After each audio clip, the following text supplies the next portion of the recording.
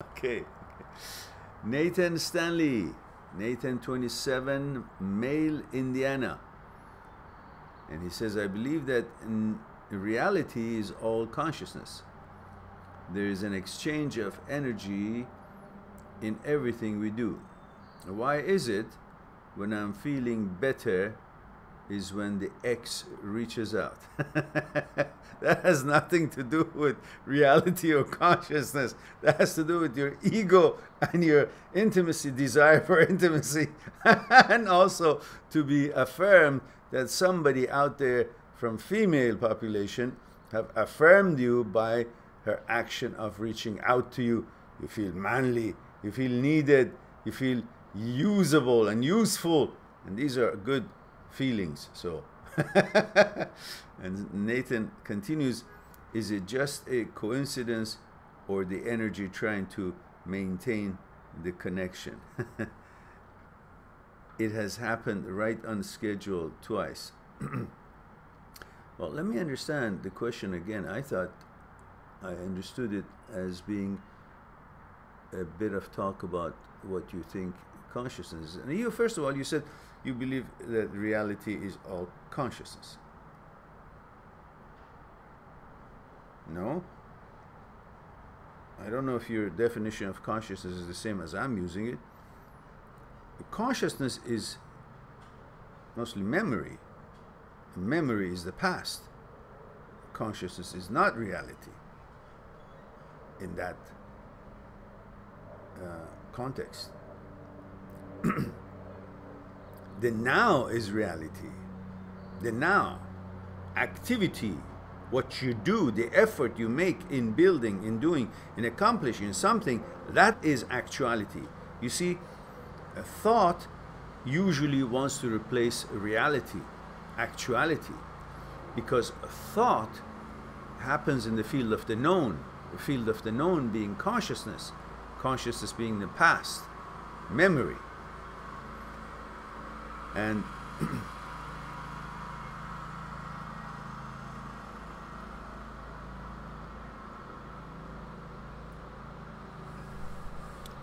lost train of my thought.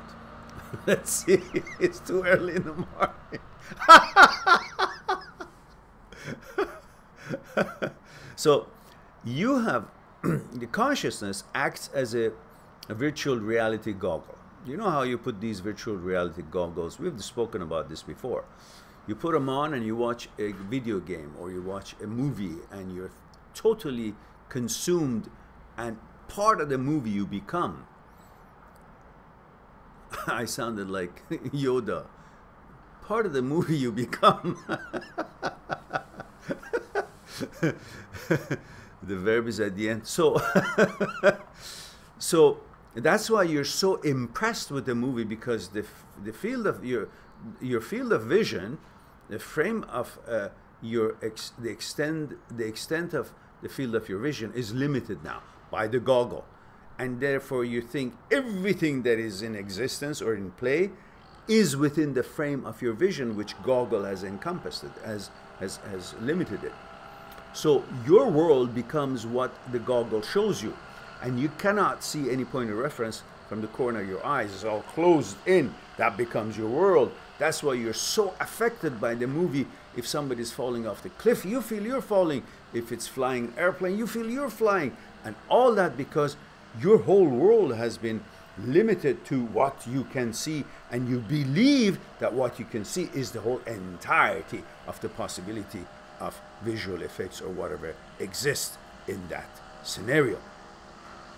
Now, the consciousness is our virtual reality goggle. We each have put a virtual reality goggle on our heads, which is our consciousness. Our consciousness have limited the extent of the field of our vision and our ability to expand what it is right in front of our eyes.